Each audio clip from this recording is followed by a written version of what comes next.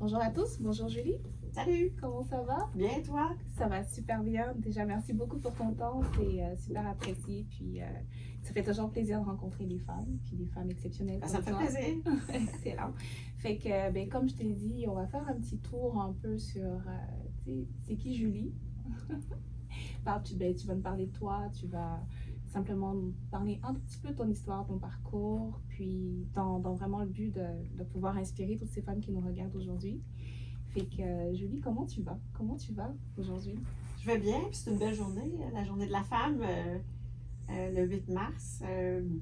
Bien occupée, fin de trimestre qui vient de se terminer. Mhm. Beaucoup de défis à la Banque nationale. Donc, mais c'est énergisant. C'est certain que c'est énergisant. Justement, parlons de cette journée-là, qui est la Journée internationale de la femme. Mhm. Cette année, l'ONU, la thématique, a vraiment trait à tout ce qui est technologie et innovation. Oui. Fait que c'est quoi ta perspective par rapport à la thématique de cette année? Bien, j'ai trouvé que la thématique est très intéressante parce que souvent, on oublie, on pense à notre quotidien, à nous. Mhm. Moi, j'habite à Montréal, donc Montréal, Québec, Canada. Puis, quand on pense à travers bon, toutes les femmes qu'il y a partout dans le monde Mhm. et les situations, que ce soit culturelles ou géographiques, on n'est pas toutes dans la même, on n'est pas toutes dans le même contexte et dans la même situation. Puis, ce que je trouvais super intéressant avec la thématique cette année, c'est que la technologie permet vraiment de démocratiser des éléments pour lesquels peut-être les femmes dans certains contextes, ont moins accès, que ce soit la littérature financière. Maintenant, sur tout ce qui est digital, tu as accès à de l'information, tu as accès à des services que peut-être que tu n'aurais pas de façon traditionnelle. Puis, pour moi, cet élément-là, je trouvais ça super intéressant depuis plusieurs années. Partout, dans certains pays, il y a eu beaucoup d'avancées au niveau de la technologie et de l'utilisation digitale, mais ça, c'est un gros avantage pour les femmes qui n'auraient pas accès à ces informations-là ou à ces services-là autrement que via des plateformes digitales parce que c'est pas présent dans leur communauté, c'est pas présent peut-être également dans leur géographie ou même dans leur pays. Donc, je pense que c'est un gros avantage, principalement pour les femmes, d'avoir accès avec la technologie à ces services-là. Tout à fait, parce qu'on évolue tous dans le monde des finances, puis c'est super important qu'on s'instruise à travers la technologie qui, au fur et à mesure, avec l'avancée, ça commence à être vraiment pas mal de pointes aussi. Fait que ça nous supporte, ça nous aide. Puis ça m'amène justement à ma prochaine question pour toi. Comment tu penses que cette thématique-là, comment tu penses que l'innovation et la technologie s'embriquent en fait dans ton écosystème à la banque au quotidien? Bon, c'est sûr que, bon, moi, je suis à la tête de la technologie et des opérations. La technologie, ça fait partie de mon quotidien. Ça fait partie de toutes les conversations que je peux avoir dans une journée. C'est une trame de fond qui est omniprésente dans ce que l'on fait, mais quand même, si je prends un pas de recul, puis je pense à l'extérieur même de la banque, la technologie, ça fait partie maintenant de tout ce que l'on fait. Quand j'ai besoin de quelque chose, puis que j'ai pas le temps d'aller à l'épicerie, je suis une grande consommatrice d'Amazon, je l'avoue, et des services en ligne de mon épicerie et compagnie. Donc, c'est sûr que ça fait partie maintenant de mon quotidien, puis on le prend pour acquis, beaucoup, hein. Il y a puis ça c'est même pré-pandémique, j'utilisais les services en ligne, par exemple, mais ça fait partie de notre quotidien. On s'attend à avoir une réponse instantanée. On s'attend à avoir une livraison le lendemain. On est déçu quand ce service-là n'est pas offert parce que c'est ce que ça l'a amené également, la consommation des services technologiques pour le consommateur, d'avoir accès à toutes ces plateformes-là. Donc, pour moi, ça fait partie de mon quotidien, ça fait partie de notre quotidien. À la maison, c'est la catastrophe là, quand le Wi-Fi ne fonctionne pas. 100%. 100%. Justement, tu sais, je vois avec toute la passion avec laquelle tu t'exprimes par rapport à la technologie, les opérations, comment tu t'es rendu là? Qu'est-ce qui t'a donné le goût de te rendre dans cet écosystème-là qui, on va se le dire, il est très quand même masculin. Oui. Fait comment toi tu t'es rendu là, Julie? J'ai un parcours très atypique. ce que je veux dire par là, c'est que le chemin qui m'a mené ici en technologie, c'est pas un chemin qui est intentionnel. Donc, j'ai toujours été un peu, quand j'étais plus jeune, puis même très jeune, très axée sur tout ce qui était le futur, la science-fiction. Ça a vraiment, je dirais, meublé mon enfance quand j'étais toute jeune jusqu'à la fin de mon adolescence. Donc, j'ai toujours eu une passion pour ça et les jeux vidéo. Donc, ça faisait partie là, vraiment de mon quotidien. Ceci étant dit, je me suis dirigée en ressources humaines, donc qui est pas du tout un profil typique là, de quelqu'un nécessairement en technologie. Ceci étant dit, j'ai débuté ma carrière professionnelle dans une firme en technologie. Et c'est à ce moment-là que j'ai trouvé vraiment ma voie. Et j'ai fait ça pendant plusieurs années.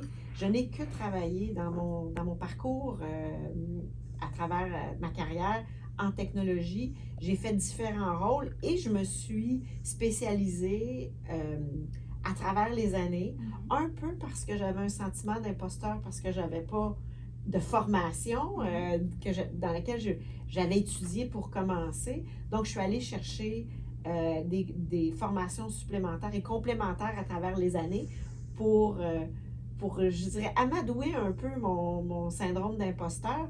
Et par la suite, c'est devenu mon quotidien et je n'ai fait que ça là, de toute ma carrière, travailler dans des entreprises. Quand j'ai décidé de venir en finance, c'était pour des raisons, à la banque, c'était pour des raisons personnelles. Je voyageais beaucoup, j'avais des jeunes enfants, je venais de me divorcer. C'était beaucoup trop demandant et mon équilibre était plus en équilibre. J'étais complètement en déséquilibre par rapport à ma carrière et ma vie familiale et ça me mettait une charge mentale qui était insupportable. Donc, j'ai pris la décision à ce moment-là de quitter la firme pour laquelle je travaillais et de venir travailler à la banque, mais toujours dans le domaine de la techno. Et à ce moment-là, ça a été vraiment un coup de foudre.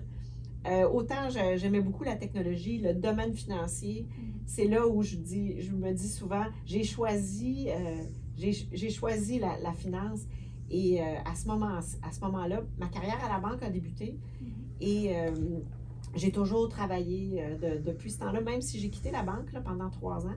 J'ai pris un risque dans ma carrière de quitter la banque. Je suis restée en technologie, mais dans le secteur financier pour revenir là, par la suite en 2020 à la Banque nationale. Donc, c'est grosso modo là, mon parcours à très, très haut niveau là, de mon expérience. J'aime vraiment beaucoup ce que tu dis, Julie, parce que je pense que ça regroupe la plupart des femmes actuelles ou d'avant. Parce que ce que j'entends le syndrome de l'imposteur. Des fois, en tant que femme, puis je vais prendre mon exemple personnel, des fois, on veut aller quelque part, puis on se dit, est-ce que j'ai les acquis, je les ai pas, qu'est-ce que je fais? Fait que moi, ça me rappelle qu'il faut prendre action à ce moment-là, il faut aller les chercher, ces acquis-là. Puis, il faut également prendre des risques, mais des risques mesurés. Exact. Ouais. C'est super important, puis il faut faire des choix. Toi, tu as fait le choix d'aller dans un domaine, mettons, la finance, qui était un peu plus stable pour un équilibre travail-famille, mais ça rejoint toutes les femmes. Puis c'est ça que je trouve passionnant, en fait, c'est d'être capable de se dire, je vais prendre des risques, je vais faire des choix mesurés, puis je vais aller chercher c'est quoi que j'ai besoin pour pouvoir arriver où je sais que je peux aller. Je suis capable de le faire. Fait que ça, je trouve ça extraordinaire, honnêtement. Merci beaucoup de ce partage-là. Puis, ça m'amène à ma prochaine question. C'est quoi tes rêves, Julie? C'est quoi tes rêves? Ben, c'est sûr que, je te mentionnais tout à l'heure que mon parcours était très atypique. C'est sûr qu'à travers les années, la réalité d'aujourd'hui, pour une jeune femme qui débute en technologie, n'est pas la même que moi j'avais quand j'ai débuté ma carrière il y a plusieurs années. Et ça, c'est un élément pour lequel je me dis qui est vraiment un intérêt, une passion et même quelque chose que j'espère que je contribue, que je veux contribuer. C'est que c'est souvent des métiers, parce que le métier en technologie, c'est très vaste. Il y a plusieurs types de fonctions. On pense souvent que la technologie, c'est de l'équipement des serveurs, du réseau, c'est très hardware, ou très développement, mais il y a plusieurs métiers, plusieurs fonctions qui gravitent autour de la technologie. Et vraiment de développer cet intérêt-là, que ce soit au niveau primaire ou secondaire, pour moi, ça, c'est un élément pour lequel j'ai beaucoup d'intérêt, que je veux investir du temps parce que c'est là que ça commence. Oui. C'est souvent là aussi que la raison pour laquelle il y a peu de femmes en technologie ou très peu, c'est que très peu de femmes choisissent d'aller faire des programmes universitaires ou même collégiales en technologie parce qu'elles n'y voient pas d'intérêt. Donc, de travailler, de mettre en place des programmes et des curriculums qui favorisent et qui développent l'intérêt des jeunes femmes pour aller dans des métiers qui sont moins, je dirais, typiquement dans lesquels il y a beaucoup de femmes. Ça, c'est quelque chose pour les prochaines années, puis qu'on débute cette année là, également avec le programme Les Fortes qu'on fait avec la BDC. C'est vraiment de mettre en place des moyens, des outils et du soutien pour les jeunes débutants dès le secondaire à avoir un intérêt au niveau des métiers qui entourent la technologie digitale. Donc ça, c'est vraiment, pour moi, c'est la clé pour alimenter le pipeline de femmes dans le domaine parce qu'il demeure quand même s'il y a une croissance, il demeure quand même assez faible. OK. Mais c'est certain qu'avec le programme justement fort dont tu parles en collaboration avec BDC, ben ça va permettre de simplifier en fait l'information, simplifier en fait la définition même de c'est quoi la technologie en fait. C'est pas juste qu'est-ce qui paraît, mais il y a plusieurs éléments qui gravitent autour, tout autant intéressants que le noyau central que tu vois. Et susciter l'intérêt à un âge, par exemple, du secondaire, qu'il y a des métiers qui sont intéressants, que c'est quelque chose à considérer. Parce que souvent, quand on est au secondaire puis qu'on fait les choix pour aller au cégep, par exemple, rarement on va choisir, si on décide j'ai fait ce même parcours-là, si je choisis de faire un DEC en sciences administratives, c'est très rare que tu vas faire ça puis qu'après ça, tu vas t'en aller en ingénierie logicielle. C'est un saut que très peu de femmes font. Cependant, quand on commence déjà au secondaire à créer de l'intérêt sur les différents métiers et les possibilités, bien, ça amène cette réflexion-là et ça devrait amener une plus grande attraction, je dirais, sur ces programmes-là quand on arrive au moment de faire des choix au cégep et universitaire. Génial. J'aime beaucoup ce que j'entends. Écoute, Julie, je pourrais t'entendre toute la journée, c'est sûr, parce que franchement, quand je t'entends, tu es extrêmement inspirante par rapport à beaucoup d'éléments. Oh Dieu, t'es bien trop fine!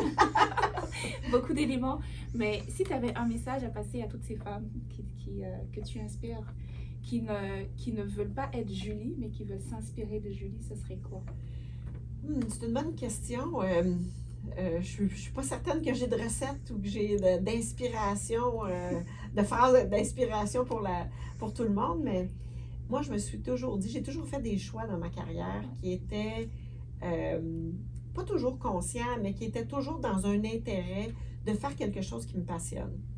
Et de faire des choix sur cet élément-là avant tout, plutôt que sur le titre du poste, que sur l'impact que ça pouvait avoir de prendre un poste de directrice versus chargée de projet, par exemple. Ça a toujours été pour moi, le plus important était, est-ce que j'ai de l'intérêt? Est-ce que cet intérêt-là rejoint également les éléments qui me passionnent? Moi, j'aime ça apprendre la business. Est-ce que ce pas-là ou cette direction-là, ce choix-là que je veux faire et le risque que je prends m'amène là-dessus? Parce que j'ai toujours été très performante lorsque j'étais passionnée par ce que je faisais. Et ça, pour moi, ça a été très payant dans ma carrière de faire des choix comme ça. Je n'ai jamais fait de choix uniquement parce que ça allait m'amener vers un poste ou un titre de poste quelconque. Même que j'ai fait beaucoup de choix latéraux, que les gens se posaient des questions, pourquoi tu prends cette décision-là? Mais je me suis toujours dit, si j'aime ce que je fais, je vais être performante, je vais être reconnue et ça va me permettre de progresser, moi personnellement, mais également dans ma carrière. Merci beaucoup, Julie, pour tout ça. Vous l'avez entendu, soyez performante, soyez passionnée, faites des choix intelligents, faites des choix mesurés. Merci, Julie, pour ton temps, c'était extraordinaire. Merci, ça m'a fait plaisir. Bonne journée de la femme, tout le monde!